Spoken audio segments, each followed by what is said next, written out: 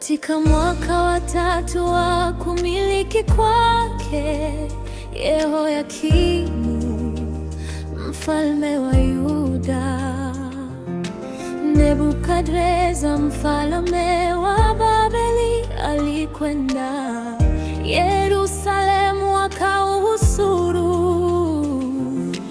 Bwana akamtia Yehoyakimu mfalme wa Yuda katika mkono wake, pamoja na baadhi ya vyombo vya nyumba ya Mungu, naye akavichukua mpaka nchi ya Shinari, mpaka nyumba ya Mungu wake, akaviingiza vile vyombo katika nyumba ya hazina ya Mungu wake. Mfalme akamwambia Ashpenazi, mkuu wa matowashi wake, awalete baadhi ya wazee wa uzao wa kifalme na uzao wa kibwana,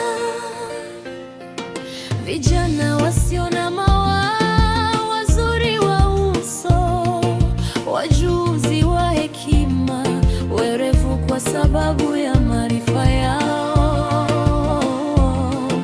wenye kufahamu elimu, watakaoweza kusimama katika jumba la mfalme.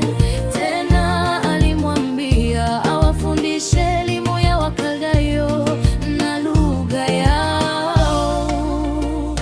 Huyo mfalme akawaagizia posho ya chakula cha mfalme na ya divai aliyokunywa, akaagiza walishwe hivyo muda wa miaka 3, ili kwamba hatimaye wasimame mbele ya mfalme.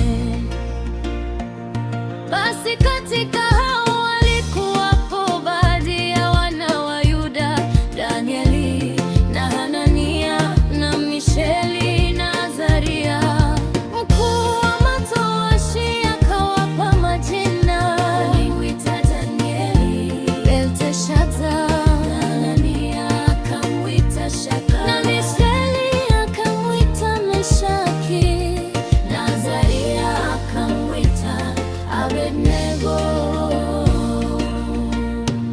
Lakini Danieli aliazimu moyoni mwake ya kuwa atajitia unajisi kwa chakula cha mfalme, wala kwa divai aliyokunywa. Basi akamwomba yule mkuu wa matowashi ampe ruhusa asijitie unajisi. Basi Mungu alimjalia Danieli kupata kibali na huruma machoni pa huyo mkuu wa matowashi. Mkuu wa matowashi akamwambia Danieli, mimi namwogopa bwana wangu mfalme, aliyewaagizia ninyi chakula chenu na kinywaji chenu. Kwa nini azione nyuso zenu kuwa hazipendezi kama nyuso za vijana hirimu zenu? Basi kwa kufanya hivyo mtahatirisha kichwa changu mbele ya mfalme. Ndipo Danieli akamwambia yule msimamizi ambaye mkuu wa matowashi amemweka juu ya Danieli na Hanania na Mishaeli na Azaria, tafadhali utujaribu sisi watumishi wako muda wa siku 10, na watupe mtama tule na maji tunywe, kisha nyuso zetu zitazamwe mbele yako na nyuso za wale vijana wanaokula chakula cha mfalme, ukatutendee sisi watumishi wako kadiri ya utakavyoona.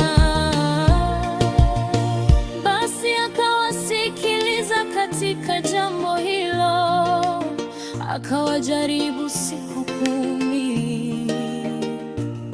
Hata mwisho wa zile siku 10 nyuso zao zilikuwa nzuri zaidi, na miili yao ilikuwa imenenepa zaidi kuliko wale vijana wote waliokula chakula cha mfalme. Basi yule msimamizi akaiondoa posho yao ya chakula na ile divai waliopewa wanywe hapa mtama tu. Basi kwa habari za hao vijana wanne, Mungu aliwapa maarifa na ujuzi katika elimu na hekima. Danieli ilikuwa na ufahamu katika maono yote na ndoto. Hata mwisho wa siku zile alizoziagiza mfalme za kuwaingiza, mkuu wa matowashi akawaingiza mbele ya mfalme Nebukadreza.